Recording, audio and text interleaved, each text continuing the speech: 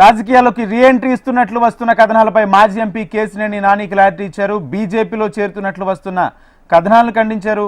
June 10వ తేదీన రాజకీయాల విరమణపై తాను స్పష్టమైన ప్రకటన చేశామన్నారు. అసత్య ఆరోపణలు కథనాలు ప్రచారం చేయొద్దంటూ ట్వీట్ చేశారు. రాజకీయాల్లో లేకున్నా విజయవాడ ప్రజలకు సేవ చేస్తానని, మళ్లీ రాజకీయాల్లోకి రాబోనని తెలిపారు. ఇదే అంశానికి సంబంధించి పూర్తి సమాచారం మా ప్రతినిధి కాంతి అందిస్తారు. కాంతి. రాజేంద్ర, జూన్ 10వ తేదీన రాజకీయ విరమణ పైన ఒక స్పష్టమైన ప్రకటన చేసినటువంటి మాజీ ఎంపీ కేసినేని నాని తిరిగి రాజకీయాల్లోకి రీఎంట్రీ ఇస్తున్నారు అంటూ వస్తున్నటువంటి కథనాలని ఆయన దానికి సంబంధించినటువంటి విషయాలన్నింటినీ కూడా ఖండించారు.